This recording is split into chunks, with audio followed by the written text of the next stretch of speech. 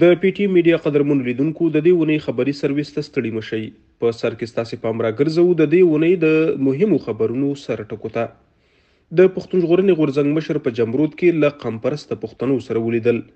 د جنوبي پښتونخوا په قلعه سیف الله کې د قامي بیدارۍ ناسته وشوه.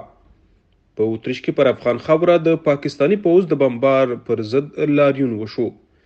او د باجوړ په لوی مامن سیمه کې د ځوانانو لخوا د تنظیم سازۍ هڅې. اوس هم د دې اونۍ د پی ټی ایم د فعالیتونو بشپړ خبرونه واورئ. د پښتون ژغورنې غورځنګ مشر منظور احمد پښتين د خیبر پښتونخوا په جمرود سیمه کې د پښتنو مشرانو او ځوانانو سره وکتل. د پښتون ژغورنې غورځنګ مشر د مبارزې د لا چټکتیا لپاره تنظیم جوړول مهم بولي او په دې برخه کې کور په کور او کلی په کلی د تنظیم جوړولو لپاره هڅې شروع کړي چې بریالي دي. د سیمې مشرانو او ځوانانو په پوره قوت سره د پښتون ژغورنې غورځنګ مشر منظور احمد پښتين ته د ملاتړ ډاډ ورکړی دی. د یادولو وړ ده چې له دې یو ورځ مخکې د جمرود سخیف له سیمه کې هم د پښتون ژغورنې غورځنګ مشر د سیمې له مشرانو ځوانانو او د پی ټی ایم له غړو سره لید کاته کړي وو چې ټولو په یوه غږ ترې کلک ملاتړ وکړ.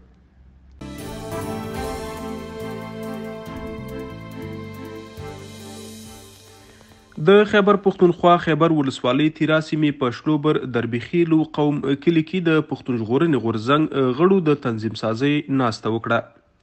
په دې ناسته کې د تنظیم سازۍ او قومي سیاست په ارزښتونو بحث وشو. همدارنګه د سیمې ځوانانو کور په کور د تنظیم جوړولو کلکه ژمنه وکړه. د یادونې وړ ده چې کور په کور د تنظیم سازۍ په لور پروګرام په چټکۍ سره مخته روان دی. دا پروګرام د پښتون ژغورنې غورځنګ د مشر منظور احمد پښتين په امر شروع شوی چې هر کور او هر کلی ته د تنظیم سازۍ د لړۍ وغځوي.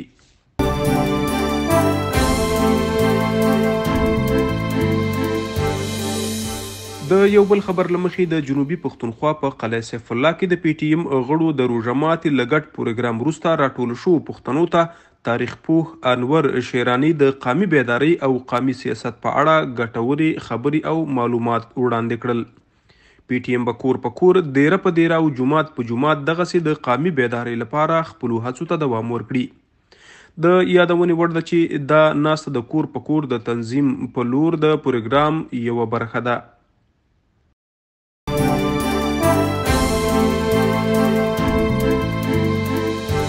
تاسو له پی ټی میډیا څخه د دې اونۍ د خبري سرویس لیدونکي او اوریدونکي یاست. په ورته وخت کې د خیبر پښتونخوا په باډي سیمه کې هم د تنظیم سازۍ لپاره د پی ټی ایم غړي راټول شوي وو. د خیبر پښتونخوا د باډي سیمې د پښتون ژغورنې غورځنګ غړو په دې ناسته کې برخه لرله چې په تنظیم سازۍ او د غورځنګ په راتلونکو پروګرامونو بحث وکړ. دا ناسته هم د تیرو هغو په څیر د پښتون ژغورنې غورځنګ د مشر منظور احمد پښتين په امر د کور په کور د تنظیم جوړولو په لور د پروګرام برخه ده. ژر به په پاتې سیمو کې هم د تنظیم سازۍ ناستې وشي.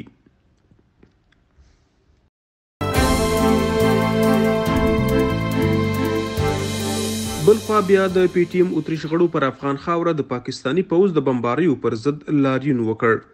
د اتریش هیواد په پلازمینه ویانا کې د پی ټی ایم اتریش غړو پر افغان خاوره د پاکستاني استعماري پوځ بمبار د غندنې په موخه اعتراضیه لاریون وکړ چې ښځې او ماشومان پکې شهیدان شوي وو.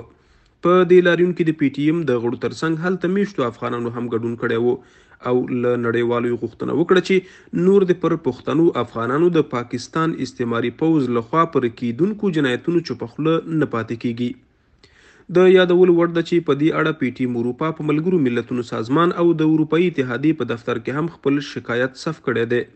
پی ټی ایم د پاکستاني پوځ ټول ظلمونه او جنایتونه مستند کوي او په هر نړیوال سټیج به یې مطرح کړي.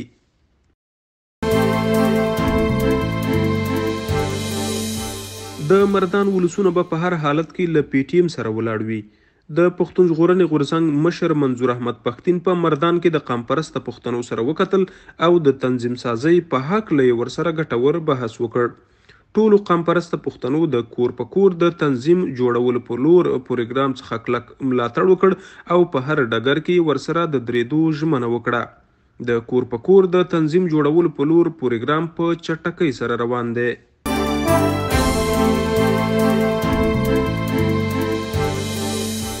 د ملکنډ سیمې خلکو له پی ټي ایم کلک ملاتړ اعلان کړ.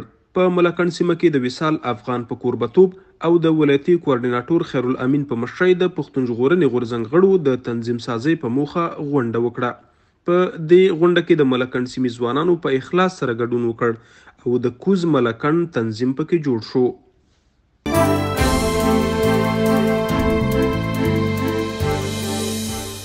د پی ټي ایم میډیا خبري سرویس ته مو یو ځل بیا هرکلی کوو. د پی ټي ایم د فعالیتونو څخه د خبرېدو لپاره پی ټي ایم میډیا وڅارئ. د جنوبي پښتونخوا په عبدالرحمن زی سیمه کې تنظیم سازي وشوه.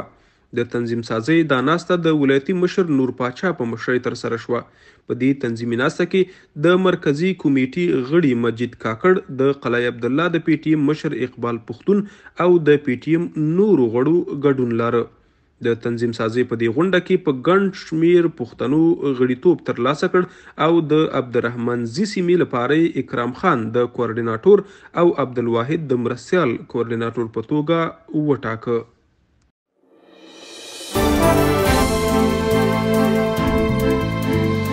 د پېښور پی ټي ایم غړو د مشر منظور احمد پښتین په شتون کې ناسته وکړه. دا ناسته د پی ټي ایم پېښور د کوارډیناټور ډاکټر مشتاق په مشرۍ وشوه چې د پښتون ژغورنې غورځنګ مشر منظور احمد پښتین پکې مشر میلمه و. په دې ناسته کې چې کور په کور د تنظیم جوړول په لور د لړۍ یوه برخه ده، د پېښور پی ټي ایم غړو قمپرست پښتنو او زده کړیالانو په ګڼ شمیر کې ګډون کړی و. په دې ناسته کې د غورځنګ په موخو، اړتیاو، جوړښت، د تنظیم په ضرورت او قامي تاریخ مفصل بحث وشو.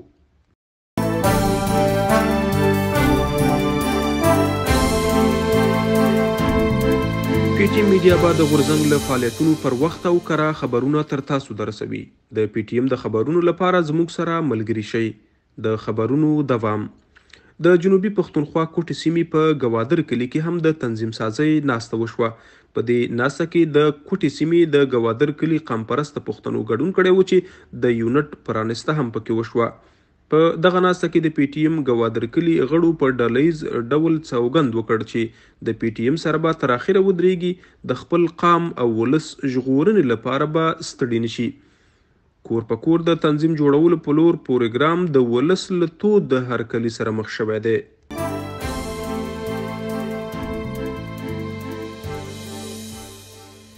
تاسو له پی ټي ایم میډیا څخه د دې اونۍ خبرونه وینئ.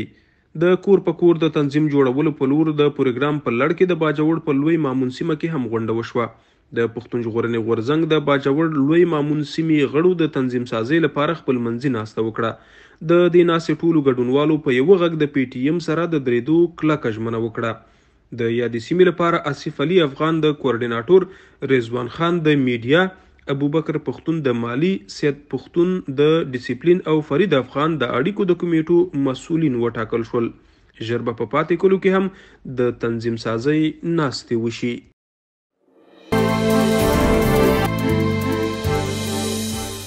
او د دې اونۍ د خبرونو وروسته دا چې د پښتون ژغورنې غورځنګ د کچلاغ سیمې د دفتر پرانسته وشوه. په دې اړه جوړه شوې غونډه کې د پی ټي ایم د مرکزي کمیټې مشرانو ترڅنګ د پی ټي ایم کوټې او د یادې سیمې د پی ټي ایم غړو ګډون کړی و. غونډه په پوره جوش او ولولو سره ترسره شوه چې پکې د 11 لومړنیو یونټونو لپاره غړو ته د ولایتي مشر نور پاچا لخوا سوګند ورکړل شو. د کور په کور د تنظیم جوړولو په لور پروګرام په چټکۍ سره روان دی او پایلې به د وطن او ولس لپاره خورا ګټورې وي. د پی ټي ایم میډیا قدرمنو لیدونکو، دا و زموږ د دې اونۍ خبرونه چې هم دلته پای ته رسیږي. ستاسو له ملتیا مننه. تر بیا ښې چارې.